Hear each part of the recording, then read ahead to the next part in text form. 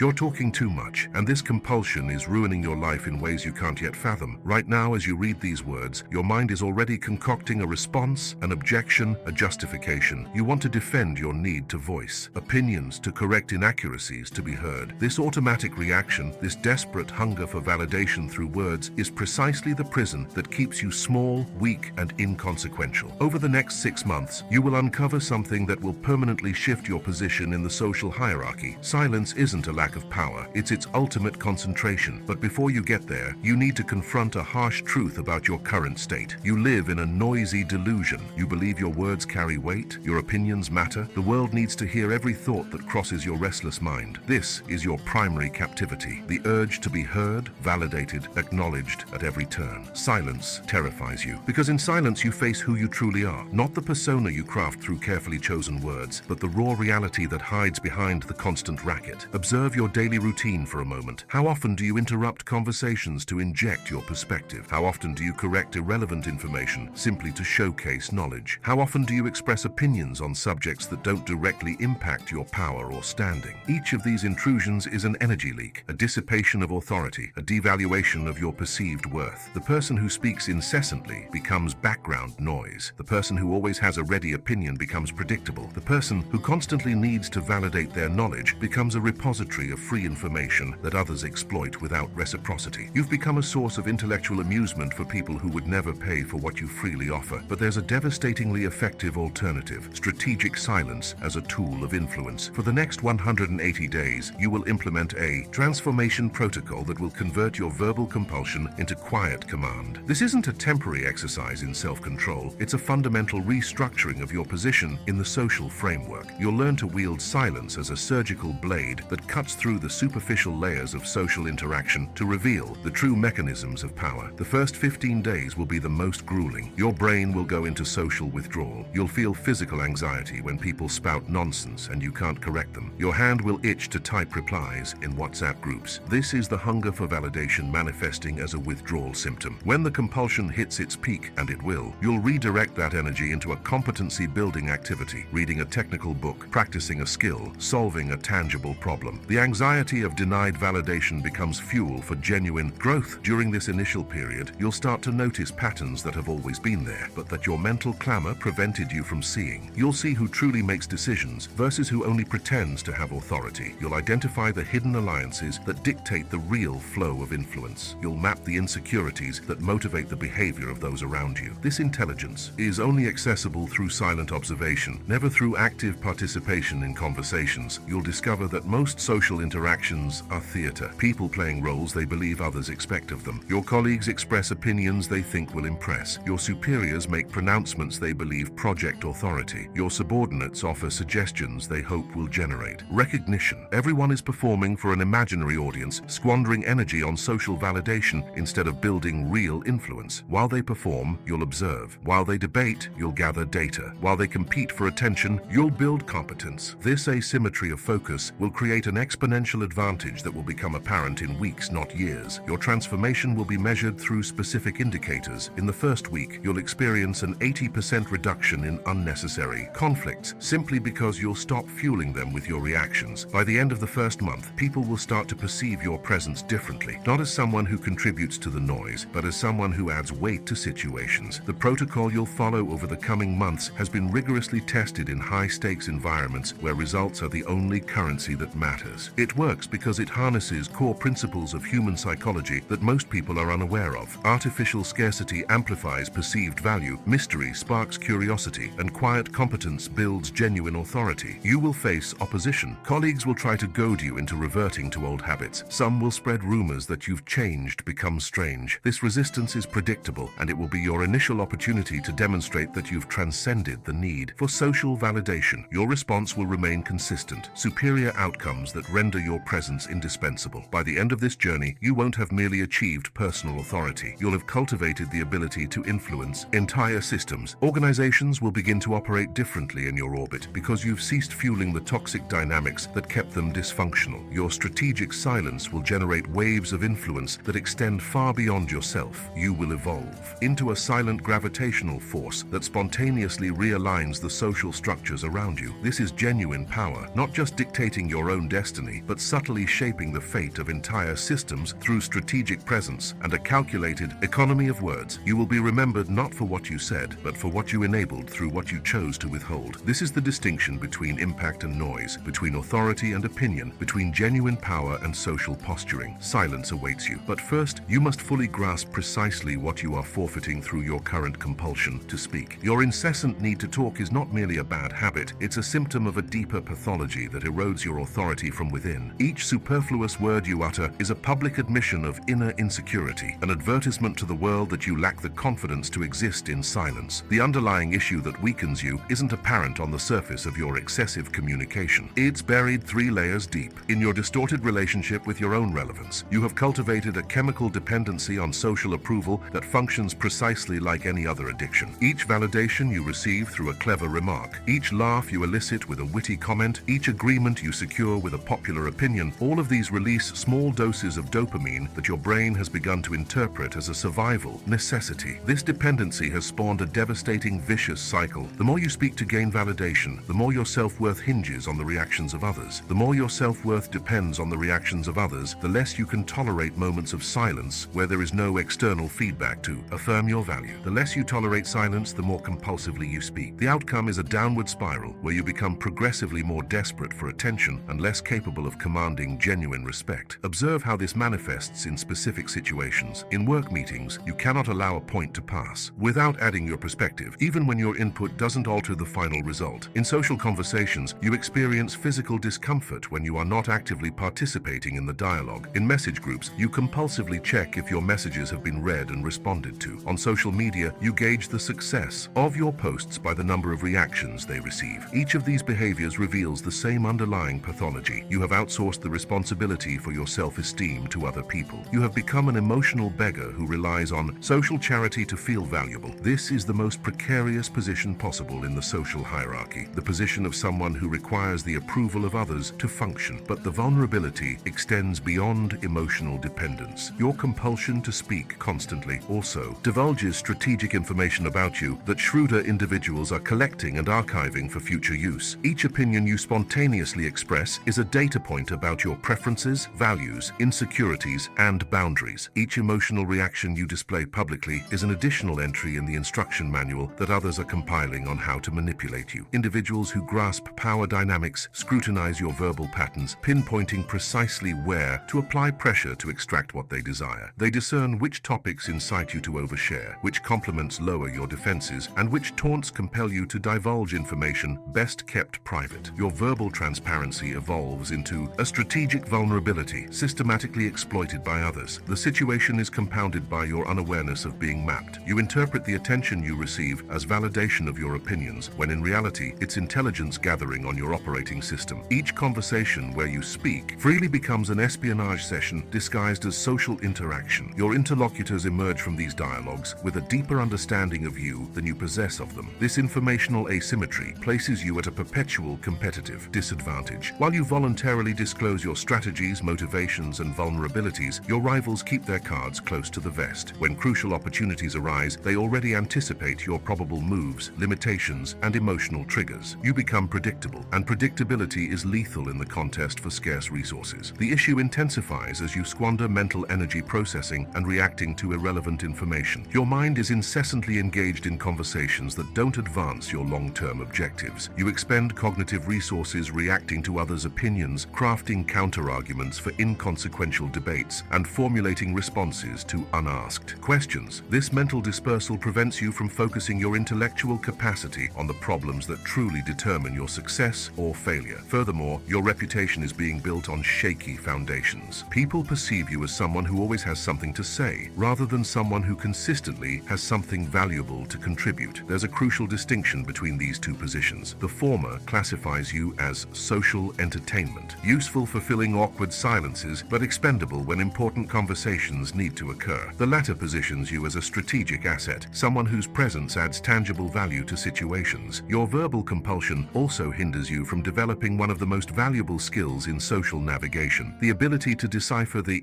hidden dynamics that shape people's behavior. When you're constantly talking, you're not observing. When you're constantly reacting, you're not analyzing. When you're constantly expressing opinions, you're not gathering data on others' true true motivations. As a result, you operate with superficial information about those around you. You know their stated opinions, but not their hidden agendas. You know what they say, but not what they truly desire. You understand their words, but not their strategies. This situational blindness leaves you vulnerable to manipulations you don't foresee and prevents you from forming genuinely advantageous alliances. Even more perilous, your need for constant validation renders you easily controllable by anyone who understands your psychology. All it takes is someone offering the attention you crave for you to begin modifying your behavior in their preferred direction. You become an asset that can be activated and steered by any competent manipulator who invests enough time studying your patterns. This vulnerability isn't merely personal. It contaminates your capacity for strategic decision-making. When you require others' approval to feel secure about your choices, you begin filtering your options through their expectations rather than your own interests. Your decisions become social compromises rather than strategic moves. You stop optimizing for outcomes and start optimizing for acceptance. The fragility that your verbal compulsion exposes isn't just a social inconvenience. It's a structural flaw in your psychological architecture that prevents you from accessing your true potential. For power and influence, as long as you remain reliant on external validation to function, you'll remain in a subordinate position in the social hierarchy, regardless of your talent, knowledge, or resources. But recognizing this fragility is the first step toward overcoming it. You must understand exactly which specific behaviors are revealing your inner weaknesses before you can transform them into sources of strength. Now that you grasp the crux of the matter, you must meticulously map out how these vulnerabilities manifest in the social arena where you operate daily. Each behavioral failing you exhibit is a gateway that your adversaries, whether consciously or unconsciously, exploit to deplete your power and undermine your standing. First critical flaw: you react emotionally to calculated taunts. When someone challenges your expertise, you immediately launch into a detailed verbal defense. When someone dissents from your views, you feel a compulsive need to prove you're right. When someone ignores your input, you escalate your efforts to gain attention. Each of these knee-jerk reactions is a string that skilled manipulators tug on to make you dance precisely as they intend. Observe how this plays out in practice. A colleague makes a seemingly offhand remark, questioning your approach to a project. Your immediate response is to elaborate on a detailed explanation defending your choices. You don't realize that the true aim of the comment wasn't to gain clarity. It was to make you expend energy justifying yourself while they gathered intel on your professional insecurities. You've just handed over a detailed schematic of your vulnerabilities to someone who might use that information against you down the line. Second devastating flaw: you disclose your resources and limitations through needless storytelling. When you recount tales of your past experiences, you inadvertently communicate information about your financial history, your personal connections, your actual abilities versus your perceived abilities, and your emotional pressure points. Astute individuals listen to these narratives not for their entertainment value, but as briefing sessions on your capabilities and frailties. Each personal anecdote you share is a piece of intelligence that others file away for future reference. When you mention that you've always struggled with direct confrontations, you've just informed everyone in the conversation that direct social pressure is an effective tool for manipulating you. When you comment that you need time to process important decisions, you've revealed that artificial urgency is a tactic that works against you. When you admit that you get anxious when you don't receive feedback, you've handed over the instruction manual for controlling your actions. Third structural flaw: you seek consensus instead of implementing unilateral decisions. This need for group approval before acting automatically places you in a subordinate position. Even when you should be leading, you transform every decision into an informal committee where others gain veto power over your actions. This not only slows down your execution, it also dilutes the credit for your successes among people who didn't contribute to the outcome. More critically, this pursuit of consensus reveals that you lack faith in your own judgment. People around you interpret this hesitation as evidence that you don't possess the conviction needed to steer complex situations. They begin to see you as someone who needs external validation to function, not as someone capable of making independent choices under pressure. Fourth operational flaw: you negotiate from positions of excessive transparency. When you want something from someone, you explain in detail why you need it, how you're going to use it, and how significant it is to you. This transparency seems honest and collaborative, but in reality, it's strategic suicide. You're providing the other person with the information they need to calculate exactly how much they can demand from you in return. Experienced negotiators know that information is power, and bargaining power is inversely proportional to the transparency of your needs. When you reveal that you desperately need a favor, you've just eliminated any leverage you might have had in the negotiation. When you explain that you're on a tight deadline, you've just given the other side the ability to inflate the price of their cooperation. When you demonstrate demonstrate that the consequences of not getting what you want are dire for you, you've turned your urgency into a weapon that can be used against you. Fifth social flaw, you compete for attention instead of building authority through scarcity. In group conversations, you strive to be heard by vying for verbal space with other participants. This direct competition positions you as just another among many, not as a distinguished presence that adds unique value to the dynamic. You become part of the background noise instead of becoming the clear signal everyone wants to hear. The competition for attention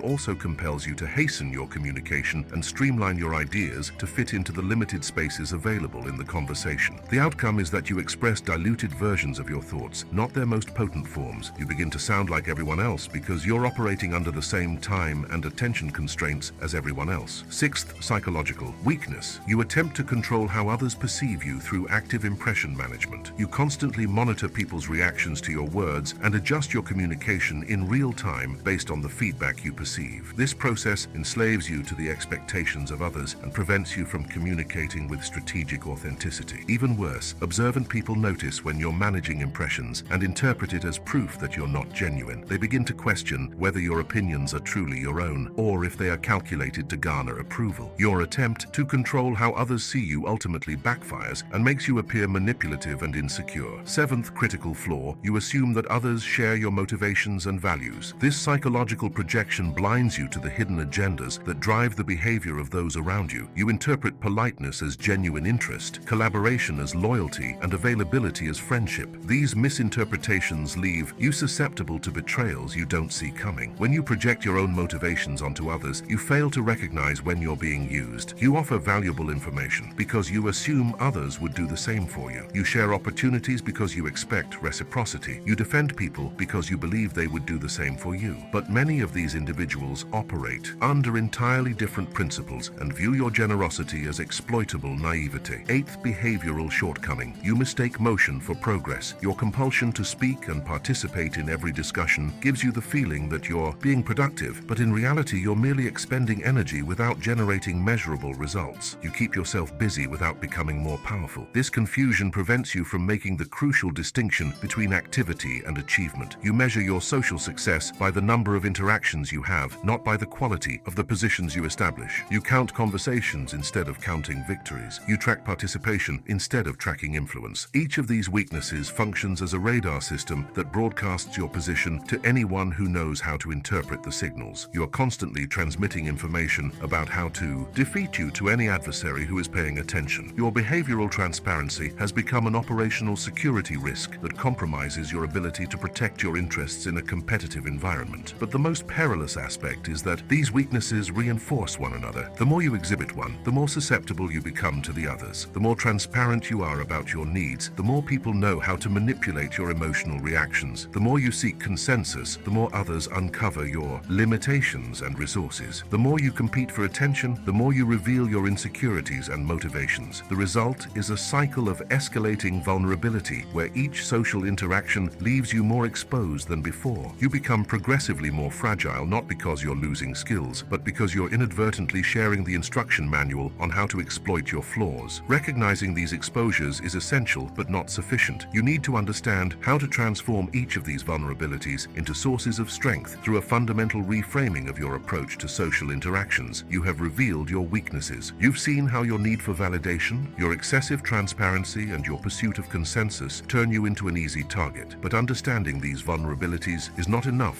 without grasping the nature of the battlefield where they are exploited. The true breakthrough begins when you abandon comfortable illusions about human behavior and embrace a colder, yet more functional reality. The view you've cultivated about people, perhaps influenced by idealistic narratives or by your own need to believe in the best in others, is a strategic liability. You assume that most people act with good intentions, that loyalty is automatic, that gratitude is enduring, and that the truth ultimately prevails. This naivete is the root of your vulnerability. The Machiavellian viewpoint, devoid of sentimentality, provides a brutally effective lens for analyzing the social world. It's not based on how people should be, but on how they actually are. And the uncomfortable truth is this: most men and women are ungrateful, fickle, deceptive, cowardly in the face of danger, and greedy for gain. They are yours as long as you benefit them, but will turn against you the moment fortune shifts. This isn't a cynical outlook meant to turn you into an isolated misanthrope. It's a realistic perspective designed to make you a competent strategist. When you understand that people are primarily primarily driven by self-interest, fear, and the pursuit of security and enrichment, you cease to be surprised by their actions. You begin to anticipate moves, identify hidden agendas, and protect your own interests proactively. Consider your daily interactions through this fresh lens. That person who endlessly praises your work may not be expressing genuine admiration. They might be setting the stage to ask for a favor or to associate themselves with your success. That colleague who shares gossip about others may not be seeking intimacy. They might be testing